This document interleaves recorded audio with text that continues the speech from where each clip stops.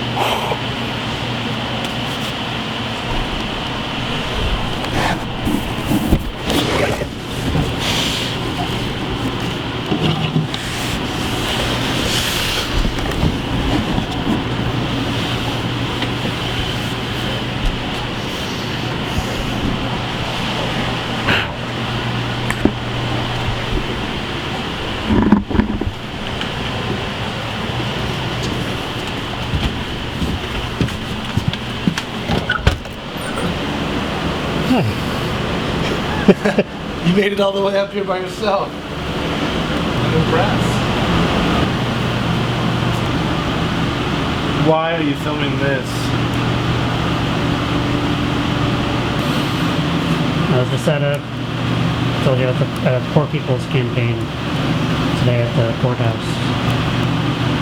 You know, I know that world. I know that world too. So that's why I kind of support it, and I'm kind of frustrated when people are against it, because here we are now, here I am, about to employ some people. I'm part of invest $2 million refurbishing of a building, you know, in downtown.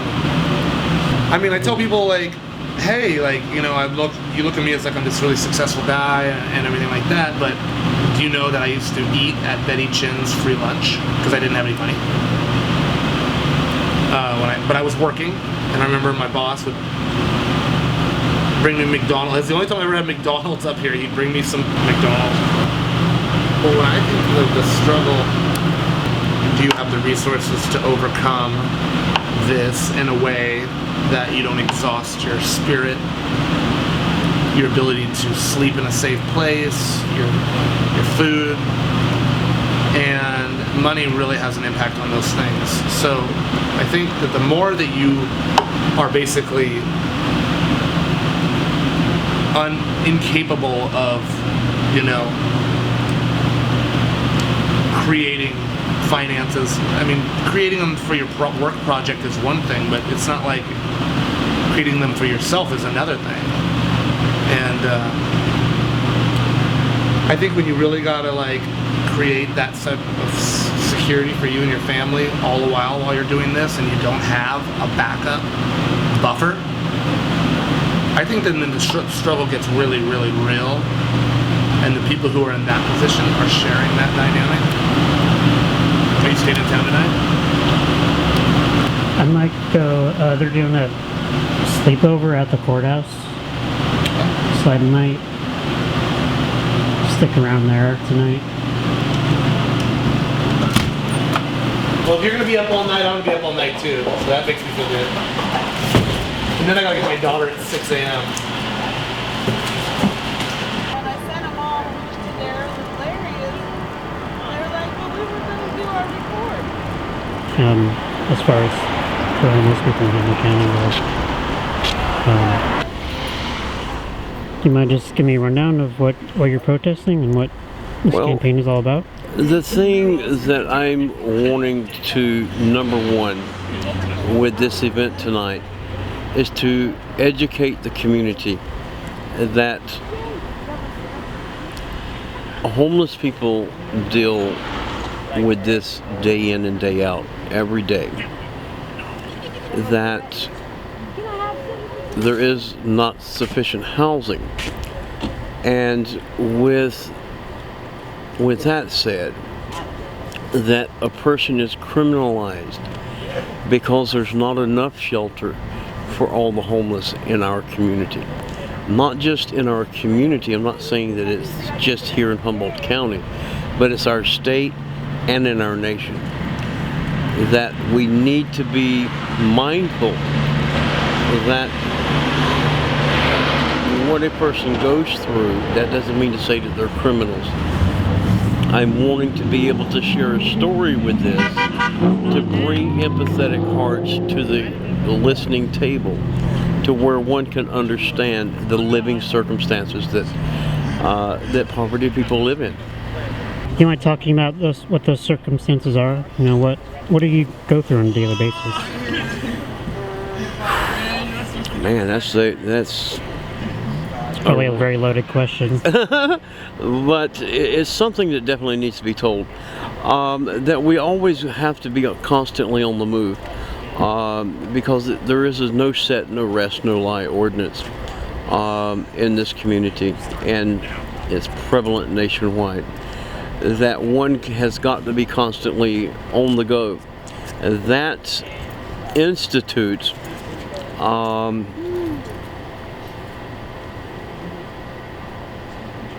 my brain just froze. Okay. sleep deprivation. It institutes sleep deprivation to where one becomes disoriented because of constantly being on the move. That brings physical exhaustion, that leads to the mental exhaustion. Being looked at by the general community less than human. Getting eye contact with the general community is very difficult. They look away from you, they look down at you. And this is what's a pattern that I hope to be a positive change in that. Thank you again for your recognition of this serious problem in our community.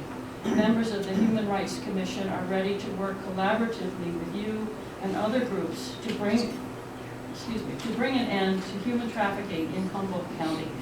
Thank you. And I forgot to introduce myself. I'm Bert Lochte, and I have copies of this. Good morning, Board, Chair. It's nice to be here. I'm Lele Dubois, and I want to thank you for bringing this onto the agenda. As Chair of the Human Rights Commission's Human Trafficking Committee, I want to thank you for your proclamation on human trafficking in Humboldt County. For the past year, we have been working on finding solutions to this insidious issue that is greatly impacting our community. Through this process, we have identified the issues that create gaps in our ability to effectively address human trafficking in Humboldt County. One is the drug war. The need for our cannabis communities to hide for 3 generations has created hiding in places for generations, like crimes of human trafficking. We need real data so we can effectively create solutions. We have had only 1 or 2 reported human trafficking incidents in Humboldt County. The horrors I mentioned are real. I have heard from the victims themselves, yet they are all too terrified to report from fear of local law enforcement and being ostracized by the community. The Human Rights Commission Human Trafficking Committee will be presenting you with a small action-oriented solution on June 18th at the county budget hearings that empowers our community to create programs that will help the community understand our unique issues around human trafficking. So I just don't think there's any doubt that a regulated system and removing these illegal grows is going to make this situation much, much better. Not to say that that's the only way that this happens. A regulated cannabis industry is a much better situation for Humboldt County. With all of its challenges, legalization of cannabis is hopefully going to help clear out all of that criminal activity, that activity in the shadows. I really appreciate all of the work that you guys are doing.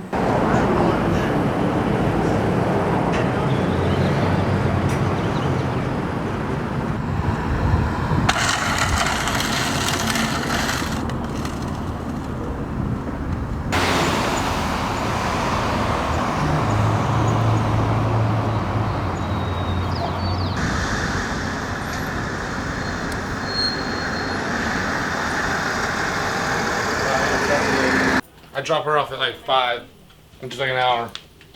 I'm gonna call this guy. Okay, it's NPR picked up the story this morning, and it went to national. And right now on the KQED trending site, it's number 4. That means it's a big one? It means it's taken off pretty good. People are paying attention to it. I think it already had like 920 or 950 reactions on the NPR post. Oh wow! In just the past 9 hours. Oh wow, that's a lot of people reading it. Yep. And or at least responding to it, you know. Well, I ended up talking to Suki. That's her name, that's her name, Suki, right? Yeah, Suki Lewis is the reporter for KQED. And I sent her those little videos. Okay, so she does have them now. That was the purpose. One of the things I was going to ask you on this call. Could I get that to her, even if I just, kept your name? But I guess she already got a hold of you through somewhere. I don't know how. I mean, I never gave her your name. Oh, well, no, I emailed her and I was like, hey, I got those. Cool. I just wanted when you? Well, because I was like, I told her, I was like, I'm really all about this, but I just didn't want to end up on Kim Kemp's little whipping post. I got you. It's the comments and the locals and the haters. They just see any chance they can be anonymous and talk shit. And it's just like, it's made it so we don't even really care if we catch media locally. Because it's not really, like what most people read around here is the comments and the drama. So now that it's on to another level, I was like, hey, I don't mind these videos being used, and or if they're helpful, here they are. But I'm glad you already sent them, and that's what we need, because I think that's going to take it to the next level on maybe even television or something. Well, hey, man, that's pretty cool. That would be interesting. And these cops were fucked up, man. They were like, they ripped me out of my car and handcuffed me and threw me in the back of their car, and there wasn't even a seat in the back of their car. I was like laying handcuffed in this metal little fucking pit.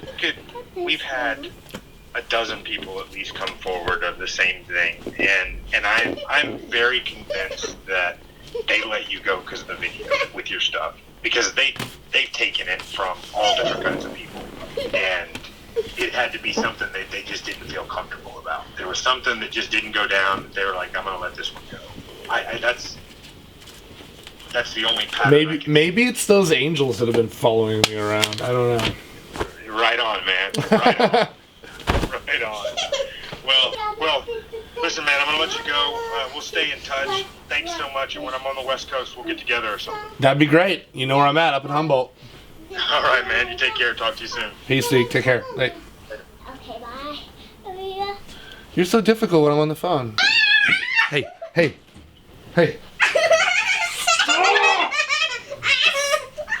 Stop!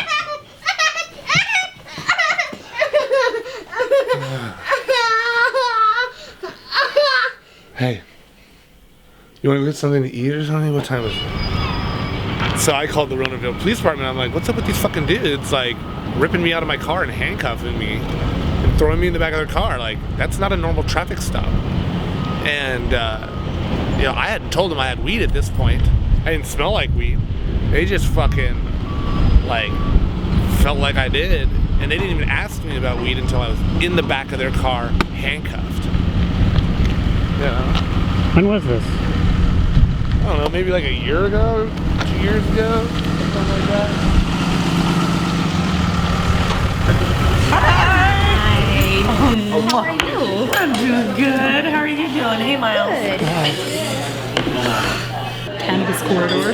Oh, building a planning board. Oh, I'm just the cannabis, that's what it's called now. Yeah, they actually have a big sign up now. It's hysterical. That's too funny.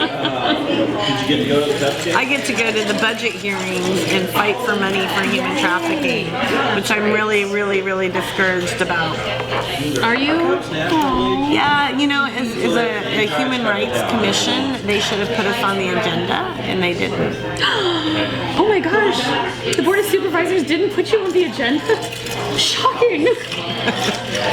Sorry, I'm so disgruntled with them. So I don't know if I'm wasted time. 3 years now. 3 years for a permit. Well, the problem I have with our Board of Supervisors and with our government leaders is that I have communicated with them and I've gotten zero response. So that's part of my problem is like, okay, I have not gone in and sat down in the office, but I've written multiple emails.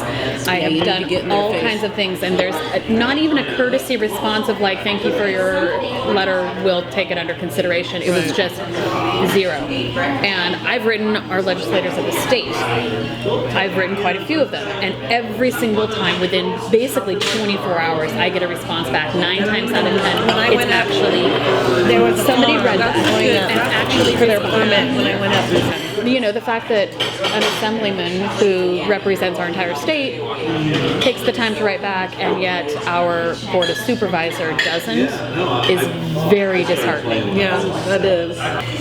I just don't, I'm really confused as to how somebody who sits on the Board of Supervisors, who's supposed to represent a district, doesn't understand what's going on in their district. Like, it's not hidden, you know, you look on Facebook or you look on Instagram or you pay just a little bit of attention. Because that's where you're tuned in. Estelle should be tuned in. How is she not? Because her life is a canvas. So when she's on Facebook or when she's on Google, she's not looking up on how to grow weed, how to do these things. Right. So her search engine comes up, different stuff comes up for her. You know, it's, to me, you know, it doesn't take that long to respond back and saying that you have to go and sit down in front of them. That isn't, you don't have to, but you do. It's human nature. It's not because it's the way they say it is or the way it's intentional. Next to a park where they do like when someone sits in front of you, you can't ignore it. You can't ignore it, and you're impacted by it, whether it's positive or negative. And so then you sit in front of them, and then you go in front of them publicly, and they're standing before you. Then they feel more accountable to you, and like, oh, well, you know, they don't. Everybody wants to be liked, right? And you want to make people happy. They're not up there to piss everybody off. Right. It's just keeping, you know, that's like a little silver in your toe, keeping it in there. And I think the more you do that, and the more they see that you're not like selfish, self-interested, aggressive. Which we all are, though, too. Yeah, but some of our self-interests are broader than others, right? And once they start seeing those things, you know, that maybe there's more voices and you have a strong voice, they do listen. Speaking of, okay, dates, let's look at the calendar and get that.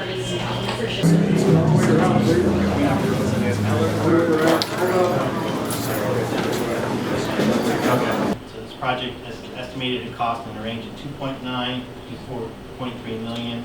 Currently, there's an RFP issued for it, and Sunny Anderson. I'm Lele Lunch. I'm here as a Human Rights Commissioner, and I want to say thank you. It's very exciting to see human trafficking included in this budget option.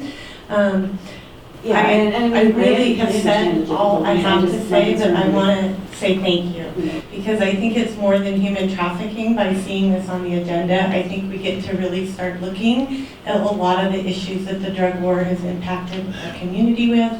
And again, thank you very much. I hope you pass this budget, and we look forward to working on this issue one. Thank you.